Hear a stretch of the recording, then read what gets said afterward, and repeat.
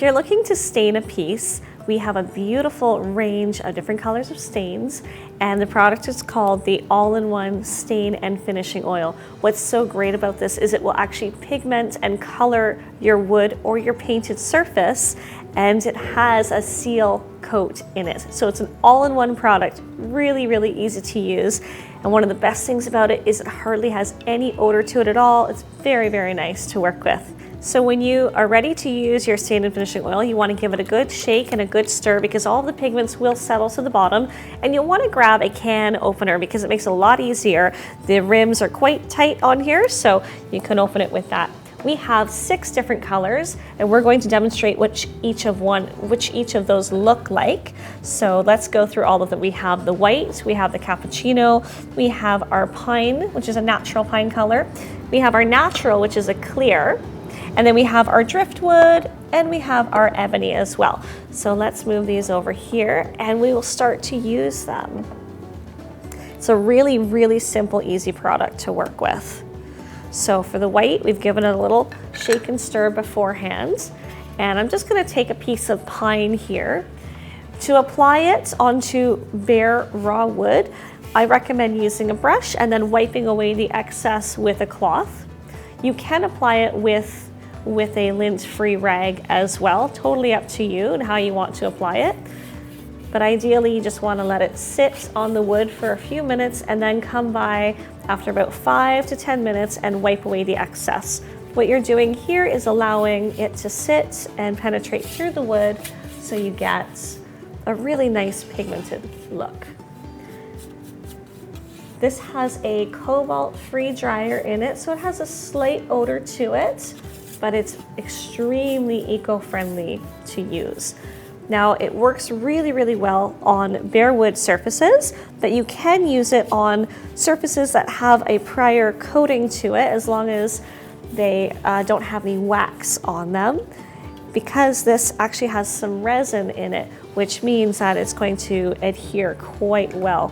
This is such a strong oil. You can use it for tabletops, you can use it on floors. It's a really excellent, durable product. Let's go to our driftwood. Driftwood is such a popular color these days to be using. It's just a really nice sort of gray tone. And again, we'll put it onto pine. One of the most important things to do when you're picking which oil to use is to test it first right onto the surface that you will be applying it to, because different types of wood will absorb the pigments differently. So pine, which is quite porous, will really soak in this pigment, which means your color will probably go a little bit darker than you were expecting. Whereas if I were to apply this driftwood onto, say, oak, which is a hardwood, it may take several coats to get to more of this sort of darker gray stage. So it's so important always when you are choosing which color to use to test. Give it a quick test and just see how you like it.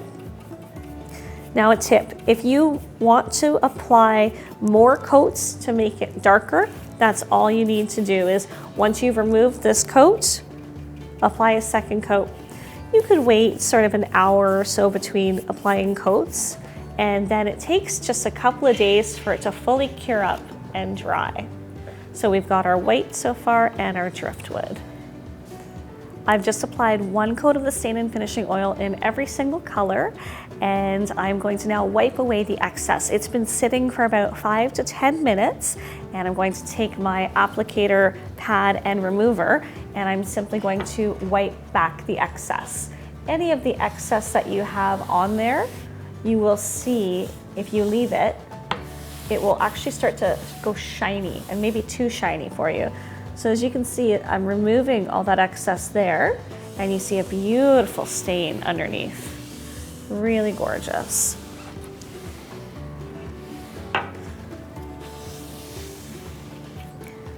And you want to get into any of the little grooves and just remove any excess that you see.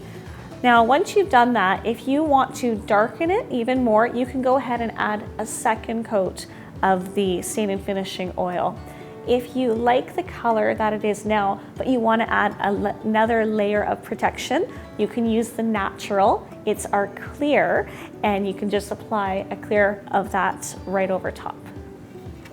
What it will do is it will slightly increase the sheen, and it will make it even more washable without darkening the color. I'll just continue removing the excess on the rest of these here.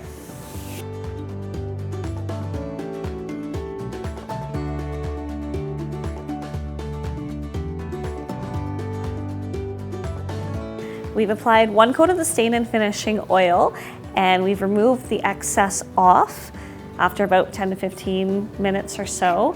And I want to show you applying a second coat of the same color just to show you that you can actually deepen and enrichen that color. So I'm going to use the driftwood, and before you use the stain and finishing oil, again, you want to give it a stir and really mix it up well. So let's do half here, and depending on how thick you apply it and how long you wait, about 10 or 15 minutes or so before you remove the excess, you can get a more solid and opaque finish as well. The more coats that you apply, the more the sheen will increase, but you want to make sure that you always remove any excess, because the excess will go tacky and super, super shiny. You don't want to have excess there. So there you go, that's that.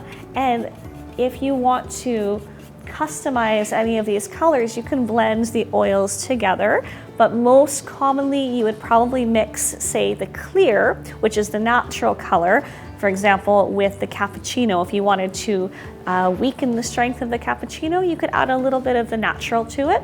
Same thing with the ebony. If you wanted to just weaken that down a little bit, you could do that. So really easy to use. Remember to wipe back after about 10 to 15 minutes. You can apply multiple coats, and after about 12 or so hours, it'll be super dry to the touch, and you can lightly use it. And then after about 4 or 5 days, it's really super durable. So for your counter, for your tabletops, and for your floors, it's a really excellent finishing oil to use.